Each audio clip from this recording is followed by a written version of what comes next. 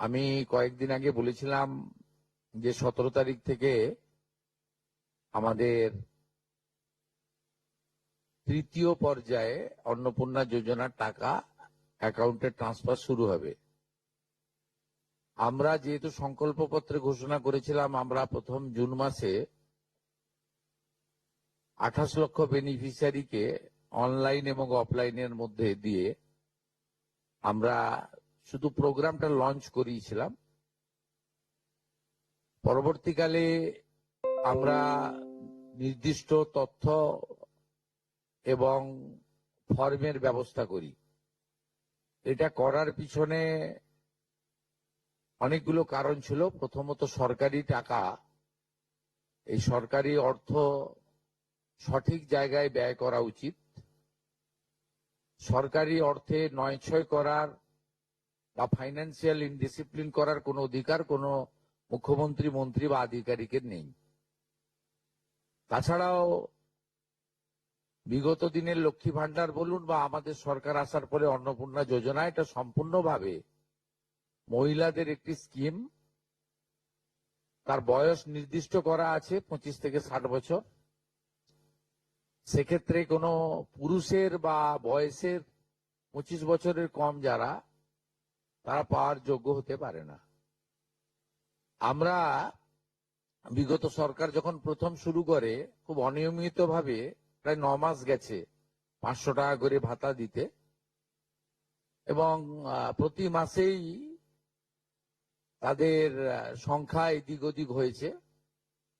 Finally নির্বাচনের আগে তড়িঘড়ি করে 2 কোটির আশেপাশের কিছু সংখ্যা হবে, 1,500 টাকা করে ট্রান্সফার করা হয় মাত্র 2 মাসের জন্য। শেষের দিকে ওই এবং সেটা করতে গিয়ে আমরা দেখলাম যে আমরা যদি সকলকেই লিস্টটাকে কনভার্ট করে দিই অন্নপূর্ণা যোজনাতে, তাতে এসআইআর এর নাম বাদ গেছে, ভারতীয় নয় এমন লোকের নাম থাকবে, মৃত লোকের নাম থাকবে, পুরুষদের নাম তাতে থেকে যাবে। সেই কারণে আমরা নতুন সরকার স্বচ্ছতার ভিত্তিতে এই কর্মসূচি দেওয়ার ক্ষেত্রে আমরা ফর্ম চালু করি এবং আমাদের পোর্টাল চালু হয়, এবং জুলাই মাসে দ্বিতীয় পর্যায়ে যখন আমরা 1 কোটিরও বেশি মহিলার অ্যাকাউন্টে নেতাজি ইন্ডোর স্টেডিয়াম থেকে প্রোগ্রাম করে টাকা ট্রান্সফার করি, সেক্ষেত্রেও অনেক অভিযোগ আসে আমাদের কাছে, এবং অনেক মহিলারা বলেন যে আমি যোগ্য কিন্তু আমাকে দেওয়া হয়নি, ইত্যাদি ইত্যাদি। তাই আমরা আমাদের বিডিওদের সাহায্য নিয়ে জেলা শাসকদের নেতৃত্বে হাউস টু হাউস ভেরিফিকেশন যতটা সম্ভব এই সময়ের মধ্যে করি, এবং জুন এবং জুলাই মাসের 31 তারিখ পর্যন্ত পোর্টাল চালু ছিল আবেদনের। এবং এখানে প্রায় 1,70,00,000 বা তার থেকে একটু কিছু বেশি হবে সংখ্যাটা, আমি এই মুহূর্তে ডিটেলসে যাচ্ছি না, তারা আবেদন ইত্যাদি করেন, যার মধ্যে জুলাই মাসের প্রাপকরাও ছিলেন। অনেকের না পাওয়ার অভিযোগও ছিল, সংখ্যা অনেক।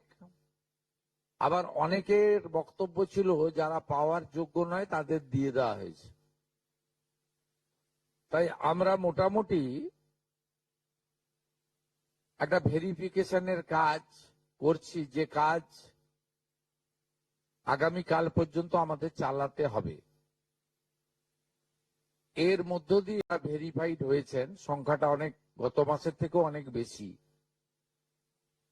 তাদের অর্থ দপ্তর 17 তারিখ থেকে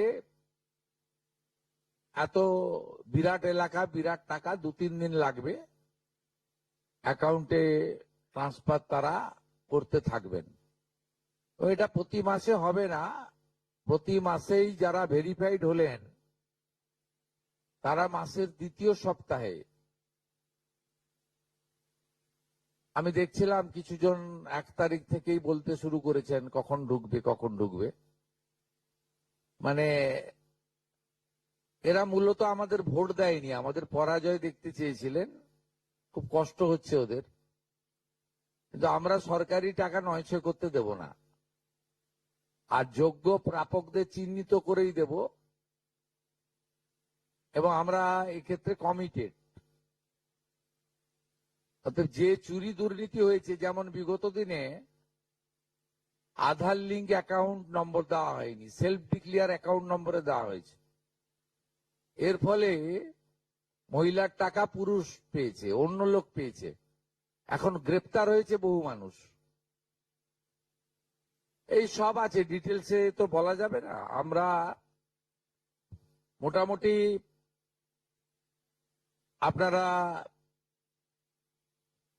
আমাদের শিশু ও নারী কল্যাণ দপ্তরের, এটা হচ্ছে নোডাল এজেন্সি, ইমপ্লিমেন্টিং এজেন্সি, তাদের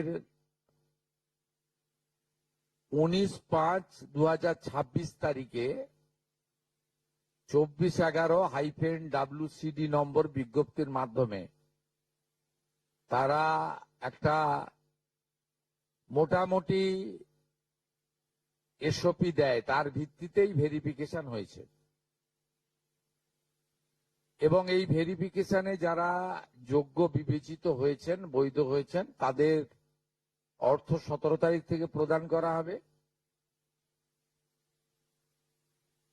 এরপরেও আমরা একটা অভিযোগ পোর্টাল রাখব, যে অভিযোগ পোর্টালে পরবর্তী সময়ে যে কেউ অভিযোগ করতে পারেন, এবং এই অভিযোগ নিষ্পত্তি করার জন্য আমরা সংশ্লিষ্ট ব্লকের বিডিওদেরকে বিশেষ দায়িত্ব, চিফ সেক্রেটারি দায়িত্ব ফিক্সড করে দেবেন। তারা হিয়ারিং নিয়ে একটা নির্দিষ্ট সময়ের মধ্যে নিষ্পত্তি করবেন। আমাদের যারা যোগ্য বিবেচিত হয়েছেন তাদের বয়স 25 থেকে 60 বছরের মধ্যে হতে হবে, আগেই বলা আছে। কেন্দ্রীয় বা রাজ্য সরকার, কোন বিধিবদ্ধ সংস্থা, সরকারি আন্ডারটেকিং, পঞ্চায়েত, পৌরসভা, সরকার, সরকারি সাহায্যপ্রাপ্ত শিক্ষা প্রতিষ্ঠান অর্থাৎ শিক্ষক, শিক্ষাকর্মী, স্থায়ী সরকারি চাকরিতে নিযুক্ত থাকেন, বা পেনশনার্স আসবে না যেহেতু 60 ঊর্ধ্ব, এটা ইরেলিভেন্ট, এরা এই বেনিফিটের মধ্যে পড়ছেন না। তাছাড়া যারা আয়কর প্রদান করেন, অর্থাৎ এখন আয়করের ঊর্ধ্ব সীমা হচ্ছে 12 লক্ষ টাকা বছরে, 12 লক্ষ টাকা পেরিয়ে গেলে আয়কর দিতে হয়। যে পরিবার আয়কর দেন, অর্থাৎ যার বাৎসরিক আয় 12 লক্ষ টাকা, সেই পরিবার এই কর্মসূচি অন্তর্ভুক্ত হওয়ার সুযোগ পাবেন না।